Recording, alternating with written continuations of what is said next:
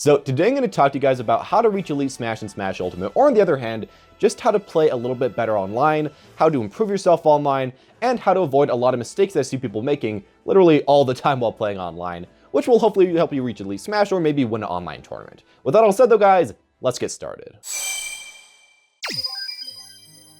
The first issue I see a lot of people struggle with is the fact that they are focusing more on winning games than actually playing the game, and I guess most importantly, improving at the game. But even just playing the game is something that a lot of people kind of miss out on. A lot of people, when they go online, go into quick play, they think to themselves, okay, I need to win this game, I need to gain that GSP, I need to get to Elite Smash to prove it to myself, to my friends, to something else, whatever, and then I'll be in a good state. So then you go in, you play that game, and the entire game you're just making mistake after mistake after mistake. You're playing really dumb, and you aren't even really focusing on your opponent at all because you're just thinking about that GSP. You're thinking about, what do I have to do to win right now? What weird strategy can I pull off right now? And you aren't really thinking for the long term, how can I actually just play the game, focus on the game, enjoy the game, and move on from there? I think a lot of people worry a little bit too much about the small rewards you could get from winning instead of the reward of just improving, and I guess as well, the reward of just having fun actually playing online. A lot of people focus on these things that are kind of tangible, that they are really afraid of losing. But the thing you have to realize is that even if you lose that GSP, even if you place really bad in an online tournament or whatever, that's all right. You'll have another chance to do it again. You'll be able to, even right away, maybe play another game. And while you might have lost that, you've gained something to yourself, that being a little bit of knowledge, or just kind of understanding of what you've done to fail that you can help yourself improve with in the future. So yeah, you've lost something, but you've gained something that helps you win even more games in the future. As well, I want to mention right here, the vast majority of people actually don't really care about your GSP. When you talk to your friends and you talk to random people online, some people will judge you off of it, but the vast majority probably won't. The one person that will judge you off of that is going to be you though. I know that this applies to everyone. You look at your friends, you're like, who really cares? But when you look at yourself, you want to get that thing higher. You want to improve yourself. You want to show that you have become a better player. But I think you have to remember here is that your GSP only really shows off what your current skill is. If you're just trying to raise your GSP, but you're not trying to raise your current skill, there's no way that that's going to happen because you're going to max out at a certain point. Well, if you're trying to just raise your skill, you're just trying to practice, focusing on yourself, practicing your combos, practicing your engaging points, practicing your spacing and all of that, eventually your GSP will come to rise with that. Sure, it might feel like you can't get the results right away, but they will eventually come. And I feel like that's one of those mistakes that a lot of people make, a lot of people get frustrated over, and a lot of people start to make a lot of mistakes over because they're kind of afraid of losing something, but really you don't have to be, and it'll just kind of come in the long term if you focus on the right things. The second issue that I see a lot of people having online that I think especially comes from, essentially playing in an environment with a good amount of lag and with a lot of players that aren't the best, is players that repeat the same exact strategy again and again and again because it was working for them in the past, and they never really move past this. And this might apply to you, this might not, but this is the thing that I see a lot. Even yesterday, I was playing randomly in Elite Smash, and I got into a certain game. I was not really doing that well last night, so I started ranking down a bit, and I played against a certain player, playing Samus, and the entire time, all this player would do is side B, jump forward air, side B, jump forward air, side B, jump forward air, and maybe eventually put in a little bit of neutral Bs down there as well. And this was super easy to beat for myself. I could just play around it, I could be patient, I could shield all this, and then just hit him with up tilts or jabs from Roy, and just overall beat him out. But for him, he probably felt like there wasn't much he could do. He did his best strategy, he tried his best, and he lost. And I think a lot of people kind of run into that, either, to that degree or to a smaller degree. You just kind of keep doing the same thing. You keep going aggressive. You keep using the same offensive strategies. You keep camping in the same exact way or keep positioning yourself in the same way because it worked in the past. But at a certain point, you're going to get stuck and using the same strategies just won't work anymore. The same flowchart won't always work. So what you have to do in this situation is honestly try to learn what else to do. And I think one of the best ways to do this is honestly for yourself, for quite a few games online, simply put, even in battle arenas, just ban using certain moves that you use all the time. Now I know this might sound a little awkward, or as well ban certain strategies like, always air dodging.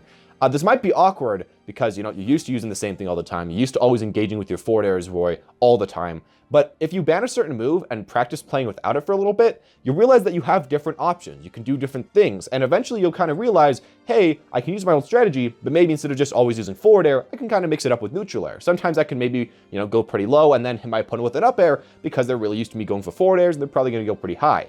There's a lot of different strategies you can do with this. And I feel like that's one of those main ways to just kind of figure out, what else can I do? A lot of people just don't really think and put in the time to thinking, what else can I do? And if you do, you get a lot more results, and you'll be a lot less frustrated because there'll be always, a path for progress instead of just using the same strategy, which has just been letting you down at a certain point again and again. The third issue is one that I feel sorry for saying, but this is something that I think is honestly a big issue for a lot of players when they want to win in tournaments or when they want to just, win gaining GSP or whatever online, and that is trying to style on your opponent a lot. Now, I know that there's a lot of fun in styling on your opponent. I know this might sound like a stupid point, but hear me out. I think a lot of times we go into a game, it's a pretty competitive game, but not super competitive, so there's not too much to lose. And then we go in there and we go for these random stupid plays. Maybe we're up like 30-40%. We say, hey, I'm Roy. Maybe I'll jump off the cliff, go for a downer. Maybe I'll kill him. That'd be pretty hype. I fail. I miss that. Then the opponent hits me with a back air and I'm dead. And a lot of times in the moment, you're like, that was pretty funny, almost worth it. If you hit it, that's really cool. But later on, I think a lot of times you look at your GSP or you look at whatever you're doing and you look at, trying to reach your goals and realize this is kind of holding me back. And I know how stupid that sounds, but I think a lot of times people, by trying to go for stylish moves instead of going for what is really a good move to do or really smart play to do, kind of hold themselves back, especially when they're trying to rank up and when they're trying to just get better. Now, do keep in mind, I'm not saying you can never style. That is definitely not a thing I'm going to say, because I like styling as much as the next guy. But when you want to do that, I recommend instead to go into a battle arena. Go into a situation, or even versus your friends locally, where there's nothing really to lose. You can go into your games, you can practice all these weird strategies, all these weird things, and maybe even some of those will actually turn out to be pretty useful in the long run in your competitive games. But right now, I wouldn't recommend to go for all these really dumb, stylish plays. You already know what they are. They're really high risk, low reward things. But yeah, that's what I definitely recommend to do. Go into an environment where there isn't something to lose, and then you won't lose anything. I know it sounds really simple, but just kind of keep your mind into the competitive aspect, the casual aspect, and try to split them up a little bit. As well, it'll make so that you aren't really getting way too frustrated when you lose after doing these stylish things, because, it doesn't really matter way too much. So yeah, that's a thing that I think is really important, and pretty much nobody thinks about, so I wanted to mention that here. The final thing that I think holds a lot of people back from, eventually reaching Elite Smash or eventually winning a good online tournament is people really just honestly blaming a lot of random things happening currently instead of just taking full responsibility for their losses. Now, I think this is very easy to do online. Even offline, this is pretty easy. You can oftentimes blame your character, you can blame people around you, you can blame distractions, you can blame whatever, but online, this kind of gets put to a 10, mainly because of one thing, that being lag. Now, of course, we have all experienced a lot of lag online in the past, and sometimes it's a good amount of lag, sometimes it's a medium amount of lag, sometimes it's a small amount of lag, but I feel like the majority of the time, it's just kind of in that medium category. And I'm gonna start right here. Yes, lag will hurt your performance. Lag will make you play a little bit worse, and lag can be something you can kind of attribute a little bit of blame to. But that doesn't mean that lag is going to hold you back from becoming a better player, and lag is going to hold you back from really becoming one of the best players even. Actually, if we look at some of the best players from Brawl, a lot of those players actually did play a ton online, got a ton of practice online, and you'd say, hey, that wouldn't work at all. Brawl had awful internet, which it did, but by playing online and by focusing on yourself and focusing on your options instead of just focusing on, the lag, oftentimes you can learn quite a bit. Let's say we have a certain situation where it's pretty laggy and you need to engage as your character. Well, in this situation, you could just randomly throw out an aerial like you normally do, or you could think about it. You could try to space an aerial, even though it might not be the best, you could potentially space it a little bit with lag. You could try to go in for a tomahawk grab. You could try to nair past your opponent, even if you miss, still going for that action. You could do a lot of different potential things instead of just, rinse and repeating that one singular action that you always do in lag.